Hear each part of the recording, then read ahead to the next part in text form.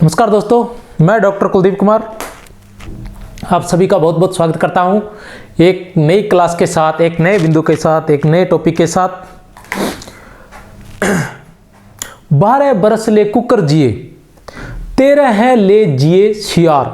12 बरस ले कुकर जिए 13 ले जिए सियार। वर्ष 18 छत्री जीवे आगे जीवन को धिक्कार। तो इस प्रकार की वीरता से परिपूर्ण ये रचना है खून का टीका। राजस्थान के प्रसिद्ध उपन्यासकार या प्रसिद्ध रचनाकार यादवेंद्र शर्मा चंद्र का ये उपन्यास है खून का टीका। यह वरिष्ठ अध्यापक हिंदी में लगा हुआ है उपन्यास खून का टीका। तो इसी के बारे में आज हम पढ़ने जा रहे हैं। पहले इसका सार पढ़ेंगे, उसके बाद इसके प्रश्नोत्तर। तो खून का टीका जो उपन्यास है काफी बड़ा उपन्यास है, तो मैं इसको इस तरीके से आपके सामने रखने का प्रयास करूंगा कि पूरा का पूरा उपन्यास आपके मस्तिष्क में एक छोटी सी कहानी के रूप में बैठ जाएगा। सभी के सभी पात्र, कौन सा पात्र किस प्रकार का था, वो सभी के पात्र आपके दिमाग में बैठ जाएंगे और आप बड़े ही आसानी से सभी प्रश्नों के उत्तर दे पाएंगे। तो देखते हैं क्या है कहानी खून का टीका की। अरिसिया गांव में शिकार। तो कहानी ये शुरू होती है खून का टीका में, जो है चित्तौड़ के महाराणा हमीर के संघर्षों की कहानी है खून का टीका। चित्तौड़ के महाराणा हमीर के संघर्षों की कहानी है खून का टीका। तो क्या होता है, जैसे ही उपन्यास प्रारंभ होता है तो प्रारंभ में ही अलाउद्दीन खिलजी का चित्तौड़ पर आक्रमण दिखाया जाता है। 1303 का जो आक्रमण होता है पद्मिनी के लिए, जो अलाउद्दीन खिलजी पद्मिनी को प्राप्त करने के लिए, चित्तौड़ की महारानी पद्मिनी को प्राप्त करने के लिए अलाउद्दीन खिलजी जो 1303 में जो आक्रमण करता है उसका वर्णन होता है। उस आक्रमण में सभी जो है वीरगति को प्राप्त होते हैं। तो उसकी कहानी क्या रहती है, उसमें क्या होता है कि जो राणा रतन सिंह होता है उसका कुटुंबी कह सकते हैं, उसका रिश्तेदार भी कह सकते हैं और उसका विश्वास पात्र भी कह सकते हैं, लक्ष्मण सिंह उर्फ लाखा नाम होता है उसका, लक्ष्मण सिंह उर्फ लाखा। यह कहानी यहां से प्रारंभ होती है, लक्ष्मण सिंह उर्फ लाखा। तो जब बात आती है लक्ष्मण सिंह उर्फ लाखा की, तो क्या होता है कि अलाउद्दीन खिलजी ने आक्रमण किया है। अब अलाउद्दीन खिलजी से लड़ने जाना था। अब लड़ने जाने के लिए क्या था कि महाराणा बनकर उससे लड़ने जाना है, क्योंकि अगर शुरुआत में ही महाराज रतन सिंह चले जाते हैं और किसी कारण से वो वहां वीरगति को प्राप्त होते हैं तो पीछे जो सेना बचेगी उसका मनोबल टूट जाएगा। अतः किसी दूसरे सैनिक को या सेनापति को महाराणा बनाकर युद्ध में भेजा जाता है। अब बात आती है कि कौन जाएगा। किसी दूसरे को महाराणा बनाकर भेजने का तात्पर्य यही था कि वह व्यक्ति वीरगति को प्राप्त होगा। तो ऐसी स्थिति में जो लक्ष्मण सिंह उर्फ लाखा, जो राणा रतन सिंह के जो विश्वास पात्र रहते हैं, वो कहते हैं कि मैं अपने बेटों को भेजना चाहता हूं और उसके बेटे एक से बढ़कर एक आगे आते हैं। लक्ष्मण सिंह के कितने बेटे हैं, क्या नाम बताया मैंने, लक्ष्मण सिंह, नाम याद रख लेना। वैसे ये नाम मैं आपको बता देना चाहता हूं, इसके अभी सार होगा, उसके बाद एक टेस्ट होगा, फिर 2 टेस्ट होगा। काफी सारे प्रश्न लेकर आए उसके में, और जो जैसे जैसे करवाता जाऊंगा आपको हर पात्र से परिचित करवाता जाऊंगा बार बार, और इस तरह से परिचित करवा दी जाएंगे कि आपको अच्छे से याद हो जाएगा। लक्ष्मण सिंह, इनके कितने पुत्र होते हैं, 12 हैं। इनके पुत्रों की संख्या कितनी है, 12। और इसमें जिनका वर्णन है, जिनके नाम का वर्णन है, उनके नाम का वर्णन है, एक तो है अरि सिंह जो बड़ा पुत्र है, और दूसरा है अजय सिंह जो छोटा पुत्र है। इस उपन्यास में इनके 2 पुत्रों के नाम का चित्रण हुआ है, अरि सिंह और दूसरा क्या है, अजय सिंह। अजय सिंह जो छोटा है। अरि सिंह को युद्ध में भेजा जाता है और अजय सिंह को बाद में जंगलों में भेज दिया जाता है निर्वासित जीवन व्यतीत करने के लिए, ताकि भी सिसोदिया वंश को बचाने वाला या बाद में उसका नाम लेने वाला कोई बचे, ताकि भविष्य में अगर किसी कारण से हार होती है इस युद्ध में तो आप पुनः सेना को संगठित करेंगे और पुनः चित्तौड़ को जीतेंगे, सिसोदिया वंश को कायम रखेंगे। इसलिए अजय सिंह को भेज दिया जाता है। अरि सिंह जो होता है वह राजा बनकर जाता है युद्ध लड़ने के लिए। 2 दिन युद्ध करता है। तीसरे दिन युद्ध से पहले उसे याद आता है कि किस तरह वो एक बार सूअर के पीछे, सूअर का शिकार करने के लिए जंगलों में जाता है। जंगलों में जाते जाते वह किसी खेत में घुस जाता है। खेतों में घुसता है तो वहां एक ग्राम बाला उसे कहती है कि हमारे खेतों को मत उजाड़िए, ये हमारी सॉरी, यह हमारी जीवन रेखा है। तो वह जो ग्राम बाला होती है वह बहुत अधिक सुंदरी होती है। अब अरि सिंह का वहां आना जाना रहता है, मतलब याद कर रहे हैं। तीसरे दिन, युद्ध के तीसरे दिन वो याद कर रहे हैं, ठीक है, उसका आना जाना लगा रहता है। वो उससे प्रेम करने लग जाते हैं और उससे विवाह कर लेते हैं, और उससे वादा भी करते हैं कि हम तुम्हें एक दिन अपने घर लेकर जाएंगे और अपने माता पिता से सभी से मिलवाएंगे। लेकिन अरि सिंह भी अच्छे से जानता है, उसका मित्र भी उसको बताता है कि तुम इससे शादी नहीं कर सकते।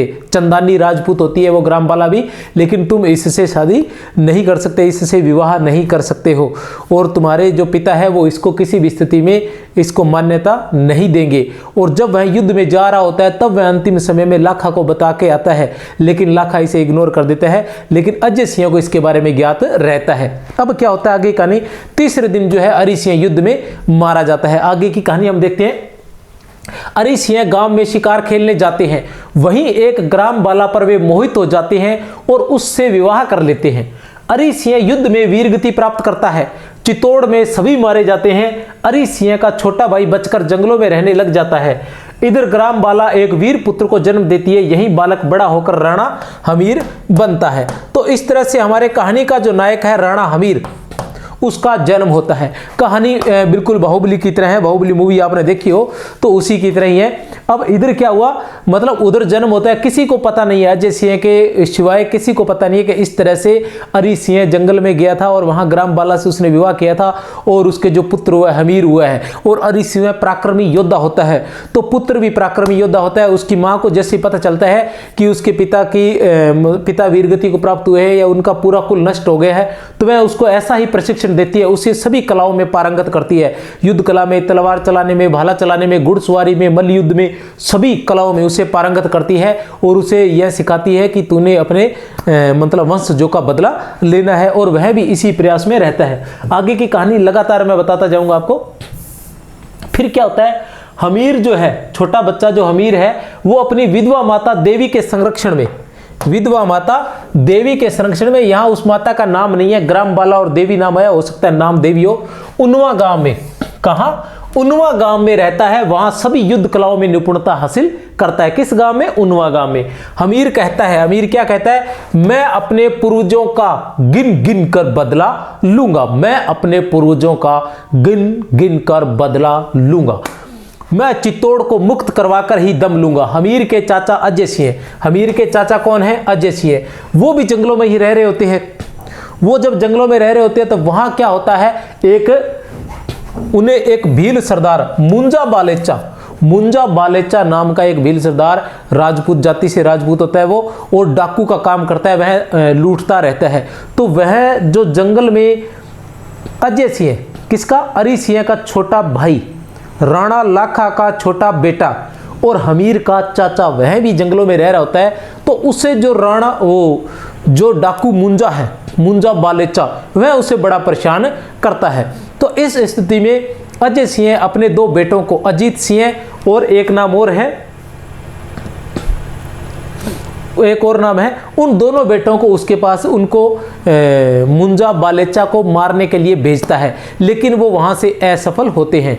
फिर ये हमीर को याद किया जाता है। क्या होता है आगे देखते हैं। हमीर मुंजा बालेचा को मार देता है। इससे खुश होकर अजय सिंह उसे चित्तौड़ का राणा घोषित कर देता है। फिर जो हमीर है वह अजय सिंह के पास आता है। अजय सिंह जो है हमीर को बुलाते हैं, लेकिन हमीर को देखकर हमीर की उम्र जो होती है, आयु जो होती है, वह अभी छोटी होती है। तो वह कहता है कि कहाँ वह मुंजा बालेचा जो होता है बहुत ही क्रूर होता है, बहुत ही पराक्रमी होता है, 7 फुट की उसकी लंबाई होती है, विशाल का इस शरीर का वो धनी होता है, और जो हमीर है वह उसके सामने एक फूल के समान नजर आता है। तो उसके चाचा जो अजय सिंह होते हैं वो उसे वहां जाने से रोकते हैं कि नहीं तुम वहां मत जाओ, कि कहाँ वह राक्षस, कहाँ वह पहाड़ और कहाँ तुम फूल से कोमल। तब वो कहता है, जो हमीर है वो कहता है कि सफलताएं अवसर का इंतजार नहीं करती है, सफलताएं अवसर का इंतजार नहीं करती है।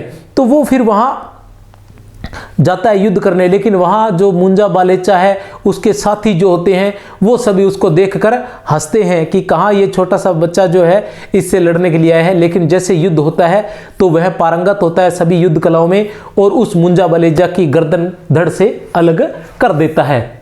ऐसा करने पर अजय सिंह बड़ा खुश होता है और वह उसे महाराणा बना देता है, चित्तौड़ का महाराणा बना देता है। हालांकि चित्तौड़ उनके पास तो नहीं होता, चित्तौड़ तो किसके पास रहता है? चित्तौड़ को अलाउद्दीन खिलजी ने जीता था। जीतने के बाद वो जालौर के राजा मालदेव को देकर वापस दिल्ली चले जाते हैं। जालौर के राजा मालदेव को देकर वापस दिल्ली चले जाते हैं। तो चित्तौड़ तो अभी मालदेव के पास था, लेकिन उसकी सीमाओं में महाराणा के रूप में इसको महाराणा नियुक्त कर दिया जाता है, घोषित कर दिया जाता है। किसको?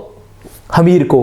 तो इस स्थिति में कौन होते हैं? उसके जो दो बेटे होते हैं अजय सिंह के, वो दोनों बेटे बहुत नाखुश हो जाते हैं, जिनमें से एक बेटा तो इसी दुख के अंदर धीरे धीरे वो अल्पायु में ही मर जाता है और दूसरा दूसरी जगह जाकर दक्षिण क्षेत्र में चला जाता है और उसी के वंशज के रूप में बाद में शिवाजी भी होते हैं।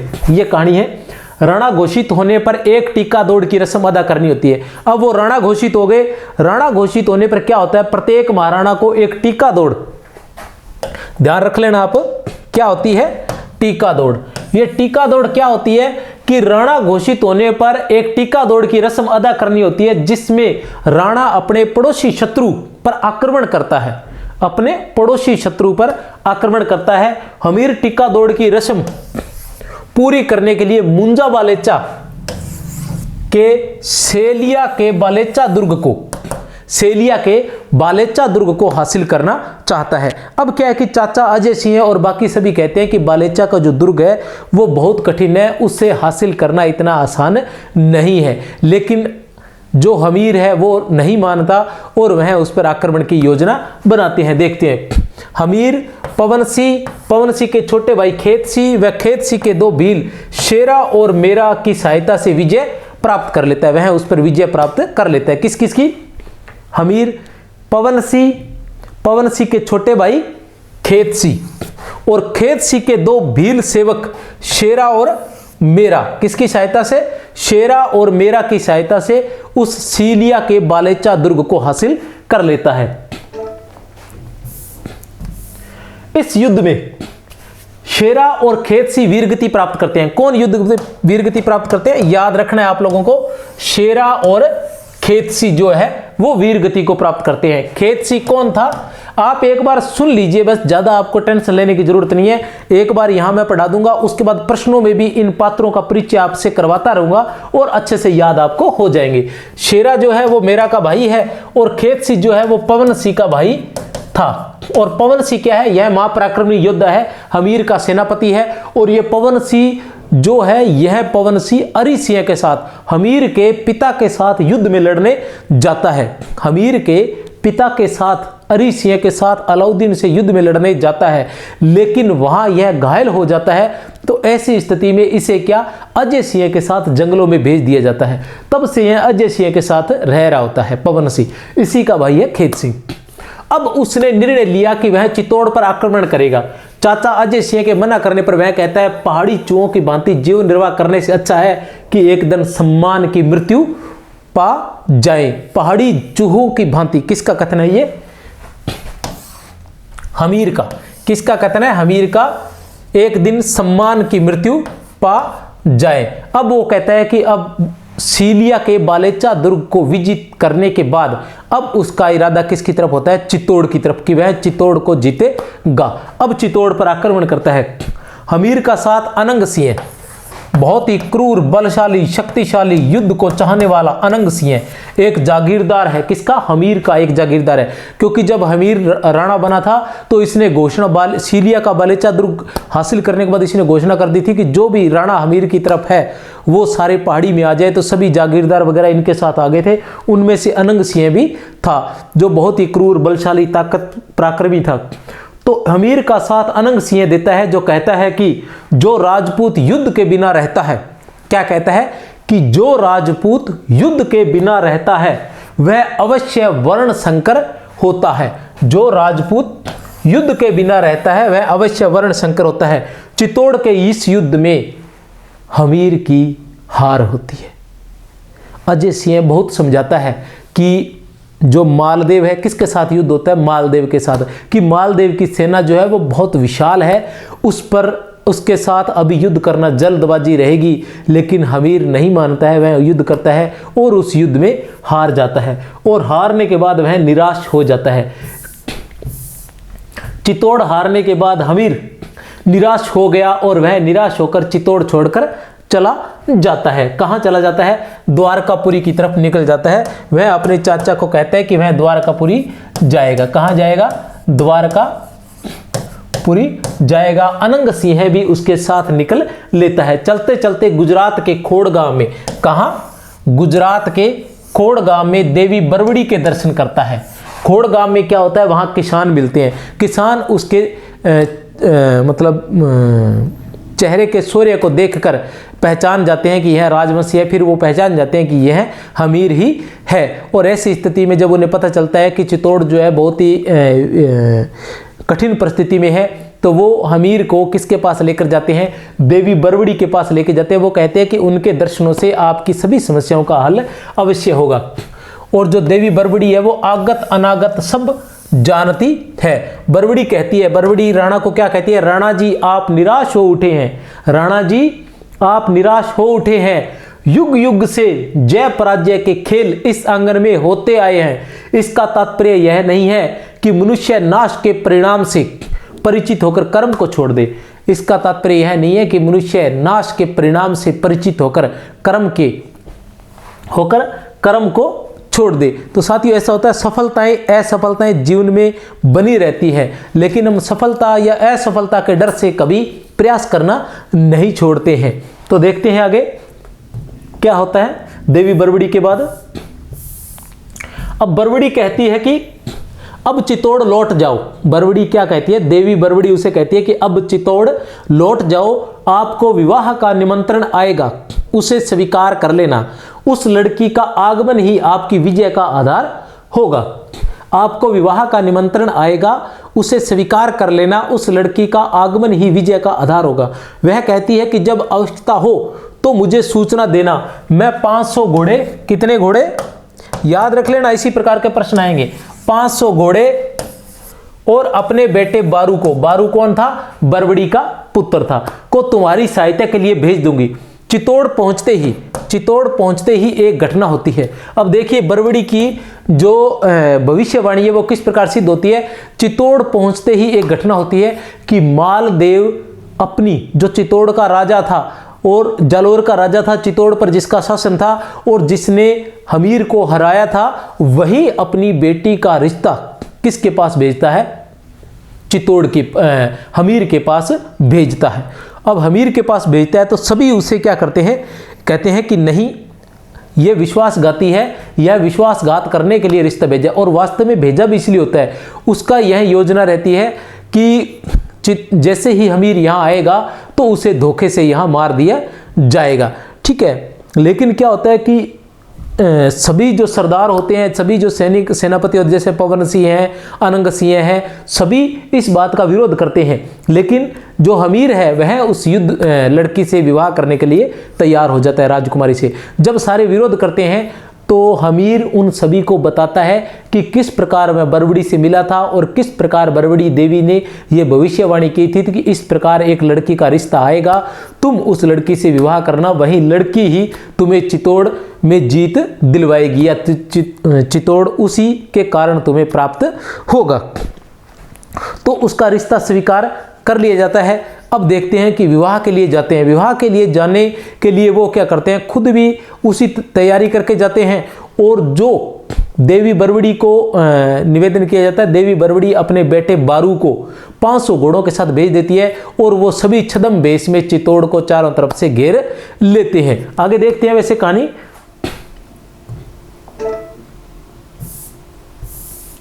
हमीर इसे स्वीकार करता है। साथियों के मना करने पर वह उन्हें गुजरात के खोड़ गांव की पूरी कहानी सुनाता है। हमीर पूरी तैयारी के साथ चित्तौड़ पहुंचता है। छद्म रूप में बारू व उसके 500 घोड़े भी साथ पहुंचते हैं। मालदेव विवाह के बहाने हमीर को मारना चाहता था, लेकिन हमीर की सेना वह व्यवस्था देखकर घबरा जाता है। फिर क्या होता है, मालदेव अपने सलाहकार मोजीराम बहुत ही मोजीराम के पास जाता है। वह कहता है कि हम इस स्थिति में युद्ध तो नहीं कर सकते, यदि युद्ध किया तो पराजय निश्चित है। ऐसी स्थिति में हम एक उपाय है, हम यह बात फैला देते हैं। क्या? हम यह बात फैला देते हैं कि राजकुमारी बाल विधवा है। सिसोदिया राजकुमार हमीर किसी भी स्थिति में उससे विवाह नहीं करेंगे और खाली हाथ लौट जाएंगे, जिससे हमारी बात भी रह जाएगी। क्योंकि वो जाते हैं तो वो देखते हैं ऐसी व्यवस्था, हमीर की ऐसी व्यवस्था देखकर जो मालदेव है वो घबरा जाता है और वह अपने कामदार मोजीराम के पास जाता है, अपने सलाहकार मोजीराम के पास, कुशल कूटनीतिज्ञ मोजीराम के पास जाता है। तो मोजीराम उसे सलाह देते हैं कि ऐसी स्थिति में हम युद्ध नहीं कर सकते, युद्ध किया तो हम हार जाएंगे। तो हम एक अफवाह फैला देते हैं कि जो राजकुमारी है वो बाल विधवा है, ऐसी स्थिति में वो विवाह नहीं करेंगे। अब जैसे ये बात फैला दी जाती है, हमीर को भी इस बात का पता चलता है कि वो बाल विधवा है। तो अनंग सिंह, पवन सिंह, उसके जितने भी सेनापति होते हैं या सेना में जो मुख्य अधिकारी होते हैं, वो सभी इस बात का विरोध करते हैं कि एक बाल विधवा से विवाह नहीं किया जा सकता, यह अपमान की बात है चित्तौड़ के महाराणा के लिए। लेकिन हमीर सिंह फिर उन्हें बताता है कि किस तरह से बरबड़ी देवी ने यह भविष्यवाणी की थी और उसके लिए मुझे यह कार्य करना ही होगा, चित्तौड़ के लिए मुझे यह कार्य भी करना पड़ेगा। और वह उससे विवाह करने के लिए तैयार हो जाते हैं। हमीर को मां बरबड़ी की बात याद आती है, वह विवाह कर लेता है। अब क्या होता है, हमीर दहेज में कामदार मोजीराम को भी मांग लेता है। हमीर किसी तरह रानी को मालदेव के खिलाफ भड़काता रहता है। अब वह भी नहीं चाहती, वह भी यही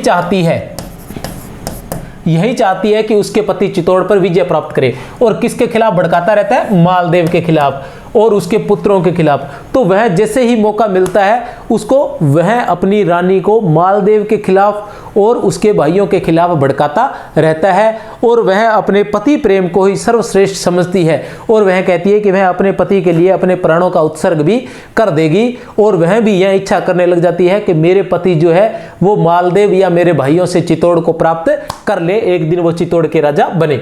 हमीर एक योजना बनाता है। इस योजना में वह अनंग सिंह के बेटे जीवन सिंह द्वारा एक योजना बनाता है। इस योजना में क्या करता है, अनंग सिंह का बेटा है जीवन सिंह, जो कितने रुपए, 2.5 लाख रुपए लूट कर लाता है। तो वो एक योजना बनाता है। उस योजना में वो क्या करता है, उन 2.5 लाख रुपए को माफीनामे के साथ वापस जैसा के पास भेज देता है। जैसा को विश्वास में लाना चाहता था वह किसी तरह जैसा कौन है, जैसा है मालदेव का बेटा, बड़ा बेटा। किसका? मालदेव का बड़ा बेटा है जैसा, और किसका? रानी का भाई भी है। तो वो किसी तरह से यह योजना चल रही है। आप आगे देखेंगे कि किस तरह से इस योजना का उसे फायदा मिलता है। तो वह क्या करता है, ये 2.5 लाख रुपए उसे वापस भेज देता है और माफी भी मांगता है कि हमसे ये गलती हुई है, भविष्य में ऐसा नहीं होगा और हम आप लोगों से किसी प्रकार का युद्ध नहीं करना चाहते हैं, आप हमारे रिश्तेदार हैं जो भी है।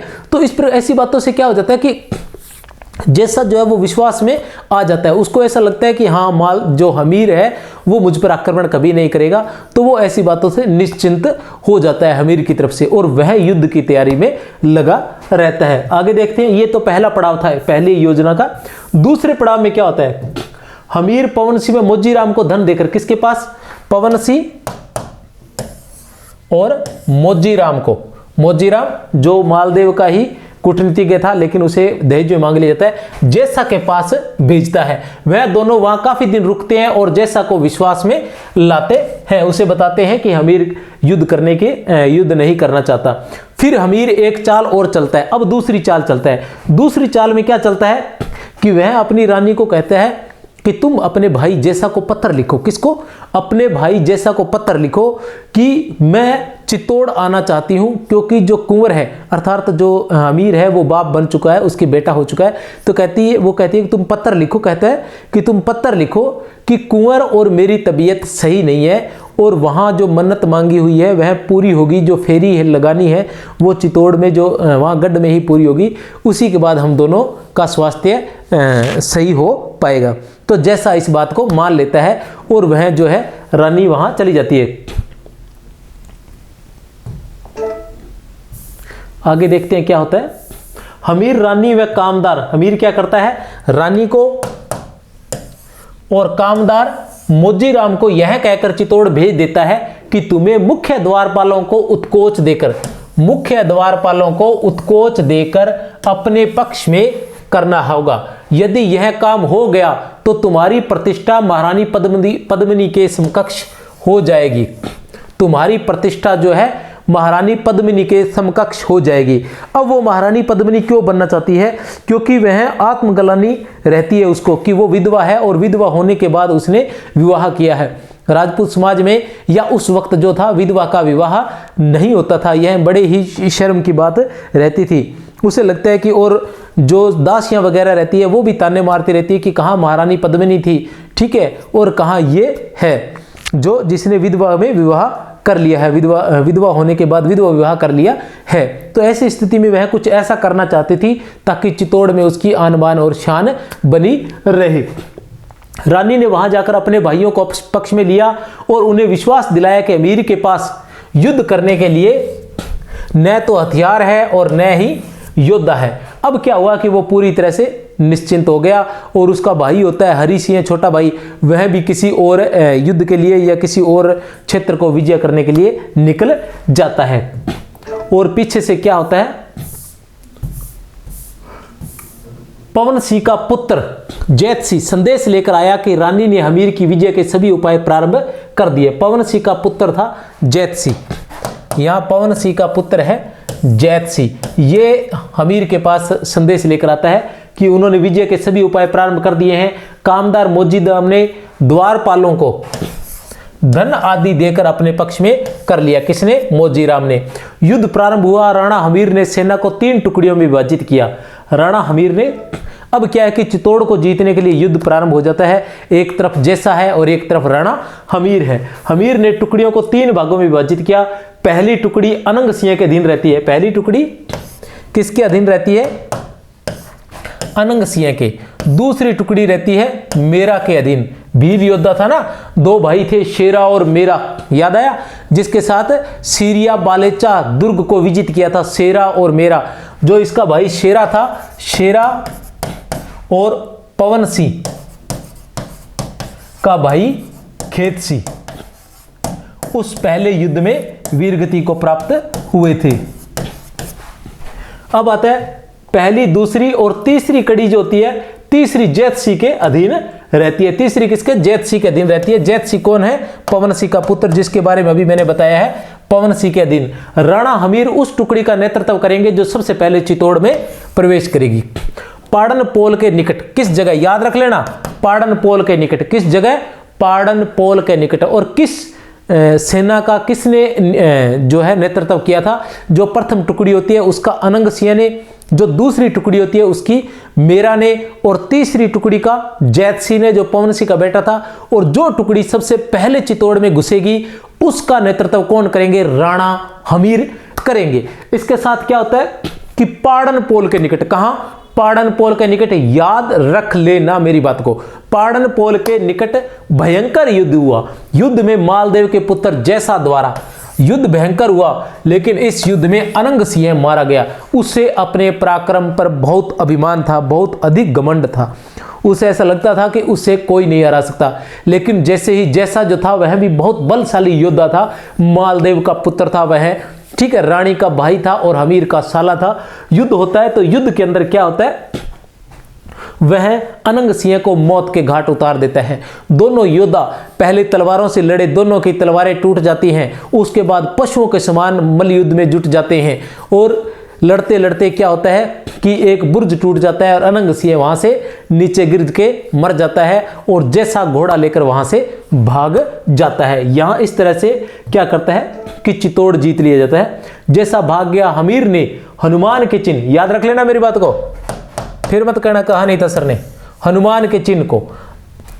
हनुमान का चिन्ह कैसा था, हनुमान के चिन्ह वाला लाल झंडा, हनुमान के चिन्ह वाला लाल झंडा चित्तौड़ पर लहरा देता है। कौन, राणा हमीर, याद रख लेना, हनुमान के चिन्ह वाला लाल झंडा। अनंग के पुत्र को गढ़ का मुख्य रक्षक नियुक्त किया जाता है। अब अनंग जो युद्ध में मारा गया था उसके पुत्र को मुख्य रक्षक नियुक्त किया जाता है चित्तौड़ का, सम्मान के रूप में। सम्मान तो देना था ना। पवन सिंह मेरा और बारू को राज सम्मान से सम्मानित किया जाता है। पवन सिंह मेरा और बारू को राज सम्मान से। बारू कौन था, बारू देवी बरवड़ी का पुत्र था जो 500 घोड़े लेकर, शक्तिशाली 500 घोड़े सैनिक लेकर युद्ध में उन्होंने हमीर का साथ दिया था। बारू मेरा शेरा का भाई भील, पवन सिंह जो अरी सिंह के साथ गया था युद्ध लड़ने। कामदार मोजीराम, मोजीराम कामदार मोजीराम ने इस विजय का सारा श्रेय रानी को देते हुए उसे पद्मिनी के समान बताया। अब जैसे ही पद्मिनी के समान बताया तो सभी पुरोहितों ने इसका विरोध किया कि यह बाल विधवा है और बाल विधवा कभी भी पद्मिनी का मुकाबला नहीं कर सकती, वह उसके सम्मान नहीं हो सकती है।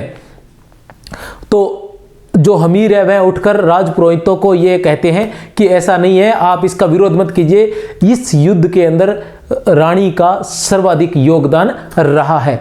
फिर जो कामदार मोजीराम है वह रहस्य से पर्दा उठाते हुए बोलते हैं, बताते हैं कि किस प्रकार क्या घटना हुई। वह सारी कहानी सुनाते हैं कि किस प्रकार राणा हमीर को मारने के लिए मालदेव ने विवाह का प्रस्ताव भेजा था और वहां पर हमीर की सैन्य व्यवस्था देखकर मालदेव घबरा गया था और ऐसी स्थिति में बचने के लिए उन्होंने यह अफवाह फैला दी थी कि रानी विधवा है। मैं रानी को बचपन से जानता हूं, रानी का किसी प्रकार का कोई विवाह नहीं हुआ है। तो इस प्रकार रानी को रानी पद्मिनी के समान दर्जा दिया जाता है, उसका सम्मान जो होता है वह बढ़ जाता है, क्योंकि इस युद्ध में जो महत्वपूर्ण भूमिका रहती है वह रानी की ही रहती है। वैसे तो अच्छी बात है, बाकी वो कहते हैं ना भविष्ण लंका ढहे, वो वाली बात है। रामायण में भी यही स्थिति हुई थी कि भविष्ण था, वही उसी ने जाकर उसको बताया था, राम को बताया कि उसकी नाभि में तीर मारना, उससे वह मारा जाएगा। यहाँ भी उसकी बहन ही है, जैसा कि जिसने जाकर अपने पति को वहाँ पर बुलाया और उसकी सारी कमियों को बताया और जिससे वह युद्ध में जीत पाया था। तो ऐसी स्थिति पता नहीं क्या है। तब कामदार मोजीराम ने रहस्य से पर्दा उठाते हुए सारी कहानी सुनाकर बताया कि रानी के बाल विधवा होने की कहानी असत्य है। उधर जैसा मोहम्मद तुगलक की सेना, अब उधर दिल्ली पर किसका, अलाउद्दीन खिलजी के बाद किसका, मोहम्मद तुगलक का राज हो गया था और जैसा किसके पास पहुंच गया था, मोहम्मद तुगलक के पास पहुंच गया था। अब दोनों अपनी सेना लेकर हमीर पर आक्रमण करने के लिए आ जाते हैं। सिगोली में, कहां, सिंगोली में दोनों सेनाओं में भयंकर युद्ध होता है। कहां, सिंगोली, याद रख लेना, सिंगोली किस जगह, सिंगोली में। कितने युद्ध हुए, टोटल 3 युद्ध, 4 युद्ध हुए। पहला युद्ध तो अरी सिंह का था, किसके खिलाफ, अलाउद्दीन के खिलाफ, उसके बारे में ज्यादा वर्णन नहीं है। दूसरा युद्ध था वो बालेचा दुर्ग को जीतने के लिए टिक्का दौड़ के लिए किया गया था। किसने किया था, हमीर ने किया था, जिसमें शेरा और खेत सिंह शहीद हो गए थे, शहीद नहीं सॉरी वीरगति को प्राप्त हुए थे। उसके बाद दूसरा युद्ध था वो चित्तौड़ को जीतने के लिए हुआ था, उसमें हमीर और जैसा का युद्ध था। वो किसका, हमीर और जैसा का युद्ध था। उस युद्ध में क्या हुआ था, उस युद्ध में अनंग सिंह मारा गया था। और अब ये चौथा युद्ध है। पहला अरी सिंह ने लड़ा था अलाउद्दीन खिलजी के खिलाफ, दूसरा हमीर ने लड़ा था बालेचा दुर्ग को जीतने के लिए, तीसरा चित्तौड़ को जीतने के लिए, और चौथा युद्ध ये है जिसमें मोहम्मद तुगलक और जैसा है, दोनों सेनाओं में भयंकर युद्ध हुआ। जैसा ने अमीर से कहा जैसा हमीर से कहता है कि छल से चितौड़ हथियाकर आपने समझा होगा अब हम चैन की बंसी बजाएंगे।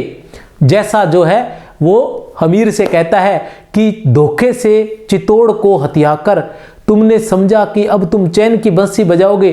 चितौड़ मालदेव का है और मालदेव का ही रहेगा। अब युद्ध में क्या होता है, युद्ध लड़ रहे हैं, युद्ध भयंकर युद्ध चल रहा है। युद्ध में मोहम्मद तुगलक और हमीर आपस में टकरा रहे होते हैं। तभी जैसा जो है वह पीछे से हमीर पर वार करना चाहता है, लेकिन ऐन वक्त पर पवन सिंह आकर उसे बचा लेता है। अगर वह नहीं बचाता तो जैसा हमीर को जैसा द्वारा मार दिया जाता। ठीक है, ऐसी स्थिति में जो ये युद्ध चल रहा है, युद्ध में फिर क्या होता है, जो हमीर है वह मालदेव के छोटे बेटे हरि सिंह को कटार से मार देता है। मालदेव के छोटे बेटे हरि सिंह को कटार से मार देता है। मोहम्मद तुगलक को बंदी बना लेता है, कौन, हमीर। और जो जैसा है मालदेव का बेटा, जो जैसा है मालदेव का बेटा, उसको पवन सिंह बंदी बना लेता है। अब मोहम्मद तुगलक और जैसा दोनों को बंदी बना लिया जाता है।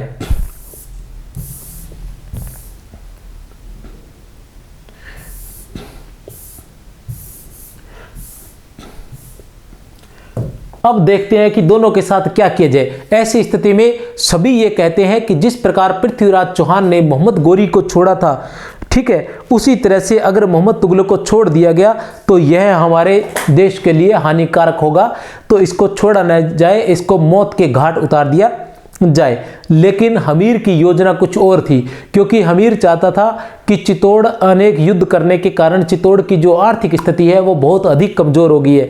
यहाँ के लोगों में जो है वो भुखमरी या मान लो आर्थिक स्थिति वो बहुत अधिक कमजोर हो गई है, अतः यहाँ की आर्थिक स्थिति मजबूत करना जरूरी है। इसलिए वह मोहम्मद तुगलक से 50 लाख नगद, याद रख लेना भैया, 50 लाख नगद और कुछ आय वाली रियासतें लेकर छोड़ दिया जाता है। मोहम्मद तुगलक को 50 लाख नगद और कुछ आय वाली रियासतें लेकर जिंदा छोड़ दिया जाता है। उसके बाद जो जैसा है वह भी अनुन्य विनय करने लगता है। क्या कहता है, जैसा कि अनुन्य विनय करने पर, अनुन्य विनय क्या करता है कि मैं आपका सेवक रहूंगा। जैसा मालदेव को हमीर को कहता है कि मैं आपका सेवक रहूंगा, मुझे छोड़ दीजिए, मैं आपकी गाय हूं। फिर मैं सौगंध खाता हूं कि जहां चितौड़ का पसीना बहेगा वहां मेरा खून बहेगा। ऐसी स्थिति में हमीर जो है जैसा को छोड़ देते हैं, जैसा को छोड़ देते हैं। ये दोनों कथन याद रख लेना, मैं आपका सेवक रहूंगा, मुझे छोड़ दीजिए, राणा जी मैं आपकी गाय हूं, राणा जी मैं आपकी गाय हूं। जैसा मैं सौगंध खाता हूं, मैं सौगंध खाता हूं, जहां मेवाड़ियों का पसीना बहेगा वहां मेरा खून बहेगा। हमीर ने जैसा को नीमच, जेतारण और रतनपुर गांव देकर, कौन कौन से, नीमच, जेतारण और रतनपुर गांव देकर छोड़ दिया। नीमच, जेतारण और रतनपुर, याद रख लेना कौन कौन से गांव, नीमच, जेतारण और रतनपुर गांव। चारों तरफ जय जयकार होने लगी, राणा हमीर की जय, एक लिंगेश्वर की जय, विषम घाटी पंचानन की जय, एक लिंगेश्वर दीवान की जय। तो ये क्या है, जो चितौड़ के शासक थे वो अपने आप को महाराणा ने करके घोषित करके दीवान, एक लिंगेश्वर के अपने आप को दीवान मानते थे। दीवान के रूप में एक लिंगेश्वर के दीवान की जय, विषम घाटी पंचानन की जय। खून का टीका पात्र परिचय, थोड़ा सा पात्र परिचय करवा देता हूं ताकि आपके ध्यान में रहे। राणा रतन सिंह ध्यान में है आपको, राणा रतन सिंह प्रारंभ में पढ़ चुके हैं। सिसोदिया वंश के राजा है, चित्तौड़ के शासक है, एक लिंगेश्वर के दीवान है। अलाउद्दीन खिलजी इनकी पत्नी पद्मिनी को प्राप्त करने के लिए 1303 में इन पर आक्रमण करता है और उस आक्रमण में ये वीर गति को प्राप्त होते हैं और उसमें पद्मिनी भी जो है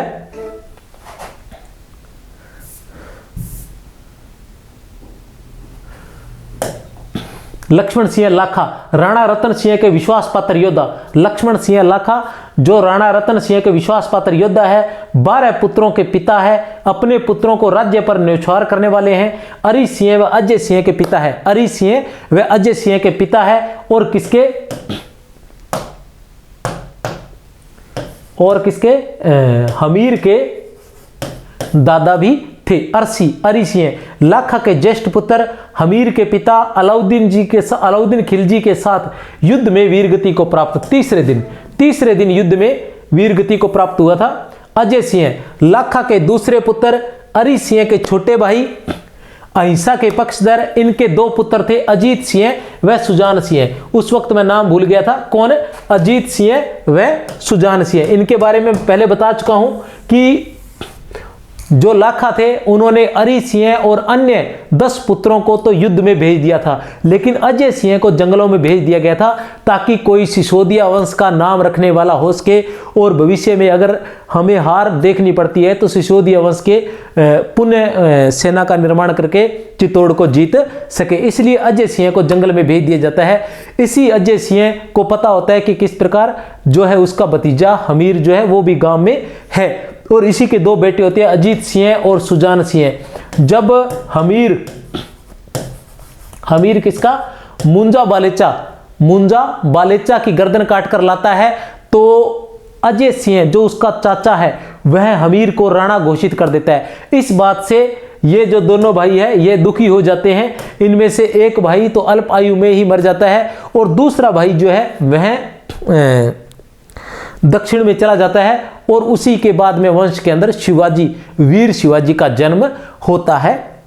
अलाउद्दीन खिलजी 1303 में चित्तौड़ पर आक्रमण।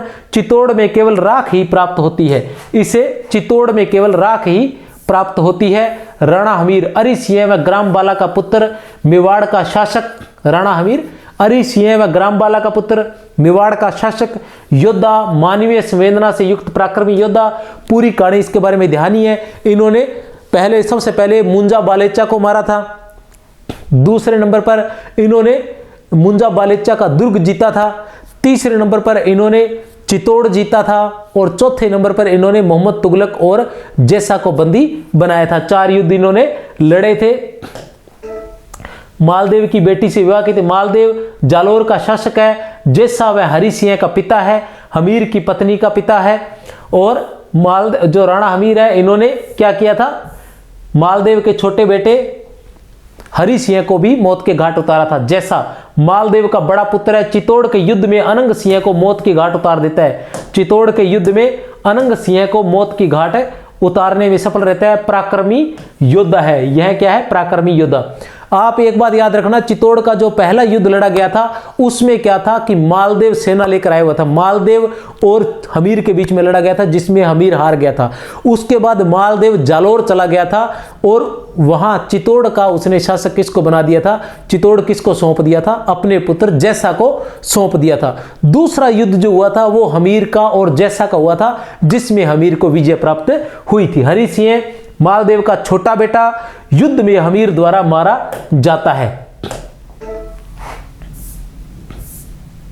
मुंजा बालेचा भील सरदार था जिसे हमीर मार देता है। 7 फुट का बलिष्ठ क्रूर पराक्रमी योद्धा था ये मुंजा बालेचा। डाकू था जिसने अजय सिंह की नाक में दम कर रखा था और हमीर जिसे मौत के घाट उतार देता है, जिसकी गर्दन धड़ से अलग कर देता है। पवन सिंह हमीर का विश्वास पात्र, हमीर को जैसा के वार से बचाने वाला और चित्तौड़ का स्वामी भक्त। यह पवन सिंह वही था जो अरि सिंह के साथ गया था युद्ध लड़ने के लिए, लेकिन वहां घायल होने के कारण इसको अजय सिंह के साथ जंगलों में भेज दिया था और बाद में यह हमेशा हमीर के साथ रहता है।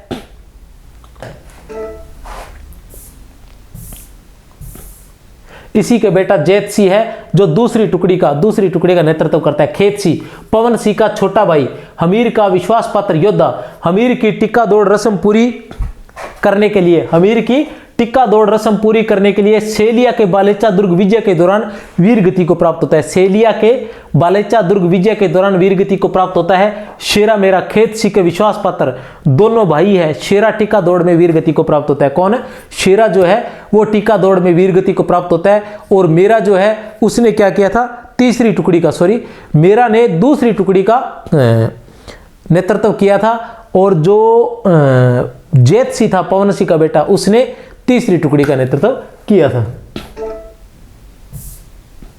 अनंग सिंह हमीर का समर्थक, क्रूर जागीरदार, महाबली योद्धा, चित्तौड़ युद्ध में मालदेव के बड़े बेटे जैसा से मारा जाता है। जीवन सिंह का पिता है। किसका पिता है ये? जीवन सिंह का पिता है। और अनंग सिंह के मरने के बाद जीवन सिंह को चित्तौड़ का मुख्य रक्षक नियुक्त किया जाता है। मुख्य रक्षक नियुक्त किया जाता है। जीवन सिंह अनंग सिंह का बेटा। अजीत सिंह अजय सिंह का पुत्र है। पिता अजय सिंह द्वारा भतीजे हमीर को राणा बनाने पर घुट घुट कर मर जाता है। कौन सा? अजीत सिंह। पिता अजय सिंह द्वारा भतीजे हमीर को राणा बनाने पर घुट घुट कर मर जाता है। कौन मर जाता है? अजीत सिंह। कौन? अजीत सिंह। सुजान सिंह अजय सिंह का दूसरा पुत्र, पिता से नाराज दक्षिण में जाकर, कहां जाकर? दक्षिण में जाकर नए वंश की नींव डालता है, और इसी वंश में आगे चलकर वीर शिवाजी का जन्म होता है। इसी वंश में। चारण अमरदान अहिंसा का समर्थक। अब अहिंसा के समर्थक की बात आती है तो आपको बता देता हूं, इसमें चारण अमरदान भी अहिंसा का समर्थक है, और अजय सिंह है वह भी अहिंसा का समर्थक बताया गया है। अजय सिंह भी, वह भी शांति प्रिय युद्ध लड़ना चाहता है। राणा हमीर का राजकवि भी है। बरबड़ी आगत अनागत सभी की ज्ञाता, हमीर को चित्तौड़ विजय के लिए प्रेरित करने वाले। आपको ध्यान ही होगा, पहली चित्तौड़ विजय में जब हमीर हार जाता है, निराश हो जाता है, द्वारकापुरी के लिए निकल पड़ता है, तो गुजरात के खेड़ा गांव या खोड़ गांव में उसे किसान मिलते हैं जो उसे बरबड़ी माता से मिलवाते हैं, और बरबड़ी देवी भविष्यवाणी करती है, उसे आशीर्वाद देती है कि तुम वापस जाओ, तुम अवश्य ही जीत हासिल करोगे। और उसी के आशीर्वाद से साथ में अपने बेटे बारू को भी उसके साथ भेजती है 500 घोड़ों सहित, और उसी के आशीर्वाद से वह योजना बनाकर और चित्तौड़ को प्राप्त करता है। तो ये थी बरबड़ी देवी। और गौण पात्र भी है, छोटे बड़े मुख्य पात्र ही है। बारू बरबड़ी का पुत्र, पराक्रमी योद्धा, 500 घोड़े लेकर हमीर का साथ देता है। इसी योद्धा के कारण जिससे हमीर भी थोड़ा भय खाते हैं, क्योंकि जब हमीर मालदेव के घर जाता है और उसे जब यह पता चलता है कि जो राजकुमारी है वो बाल विधवा है, तो कहीं ना कहीं एक बार उसके दिमाग में भी यह बात आती है कि क्यों न उससे शादी क्यों की जाए, यह तो बहुत ही अपमानजनक है चित्तौड़ के लिए।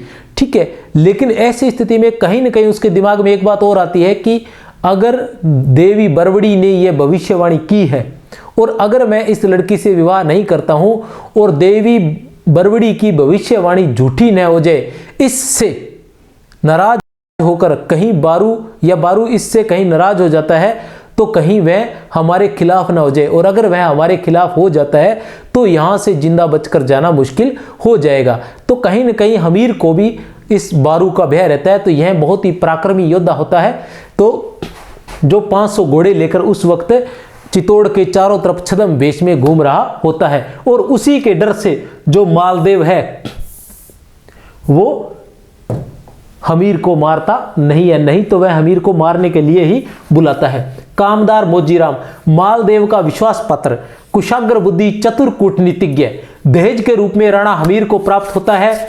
चित्तौड़ विजय में राणा हमीर का सबसे अधिक साथ देता है। चित्तौड़ के द्वारपालों को उत्कोच देकर अपनी तरफ, चित्तौड़ के द्वारपालों को, यह एक प्रकार का स्वामी भक्त होता है, जैसा बाहुबली में कटप्पा होता है। जैसा बाहुबली में कटप्पा होता है वैसे ये स्वामी भक्त होता है। यह कहता है कि जो मुझे खरीदेगा, जैसे उसमें वह गुलाम रहता है ना, वैसे यह भी गुलाम ही होता है एक प्रकार का, कि जो उसको खरीदेगा वह उसी के साथ रहेगा। तो जिस प्रकार कटप्पा बाहुबली की हत्या करता है, उसी प्रकार कामदार मोजीराम भी चित्तौड़ को जीतने में अहम भूमिका निभाता है।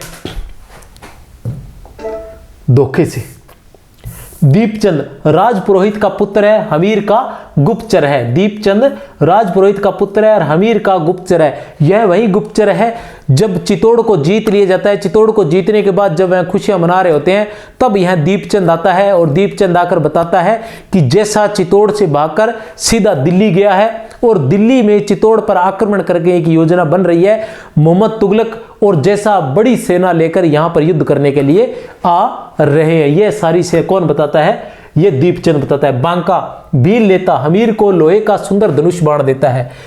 बांका याद रखना भैया, सुंदर धनुष बाण देता है। कौन देता है? बांका। महिप सिंह देशद्रोही, महिप सिंह है जो देशद्रोही है, हमीर के विरुद्ध दुष्प्रचार कर रहा था। अनंग सिंह ने मौत के घाट उतार दिया था। अब हमीर के खिलाफ दुष्प्रचार कौन कर रहा था? महिप सिंह। अनंग सिंह ने मौत के घाट किसे उतार दिया था? महिप सिंह को। या हमीर के खिलाफ दुष्प्रचार करने के कारण, हमीर के खिलाफ दुष्प्रचार करने के कारण अनंग सिंह ने किसे मौत के घाट उतार दिया था? महिप सिंह को। किसे? महिप सिंह को मौत के घाट। इस प्रकार के प्रश्न आएंगे, आपको ध्यान रखना है। महिप सिंह जो था यह दुष्प्रचार कर रहा था कि जो चित्तौड़ है उसका वास्तविक महाराणा हमीर नहीं है, क्योंकि हमीर ने एक विधवा से विवाह कर लिया है जो चित्तौड़ की शान के खिलाफ है। ऐसी स्थिति में अनंग सिंह ने यह पहला उपहार दिया था। किसको? महाराणा हमीर को। ग्रामबाला अरि सिंह की पत्नी, हमीर की मां चंदानी राजपूत। ग्रामबाला क्या है? चंदानी राजपूत है।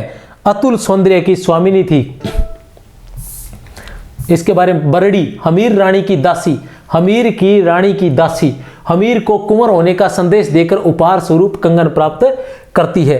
यह कुंवर होने की रानी को कुंवर प्राप्त हुआ है, इसकी सूचना सबसे पहले महाराणा को देती है और महाराणा का उपहार स्वरूप कंगन इस दासी को दिया जाता है। नाम है बरड़ी, ये बरबड़ी नहीं है। तो ये था खून का टीका उपन्यास का संक्षिप्त सार। तो इसी प्रकार के हम अभी इसका एक टेस्ट लेंगे, टेस्ट के बाद 2 इसके टेस्ट होंगे, और जहां तक मैं कोशिश करूंगा कि यादवेंद्र शर्मा चंद्र का भी एक छोटा सा वीडियो आपको बना दिया जाए। इस सार के बाद आप टेस्ट जरूर दें, टेस्ट के माध्यम से इन्हीं पात्रों को फिर से आपको याद करवा दिया जाएगा। काफ़ी बड़ी संख्या में, लगभग 75, या उम्मीद करता हूँ अगर बन पाए तो 100 प्रश्न लेके आएंगे, महत्वपूर्ण प्रश्न। खून का टीका उपन्यास से आपका एक भी प्रश्न गलत होने नहीं दिया जाएगा। बस एक छोटा सा काम आप करते रहिए। अगर क्लास अच्छी लगती है तो आप शेयर अवश्य कीजिए, ज़्यादा से ज़्यादा समय निकाल कर शेयर अवश्य कीजिए। आज खून का टीका उपन्यास को तैयार करते हुए मुझे 5-7 दिन हो गए लगातार। ठीक है, जय हिंद, जय भारत। बने रहिए। बहुत बहुत शुभकामनाएं, बहुत बहुत शुभकामनाएं। विजय प्राप्त करो।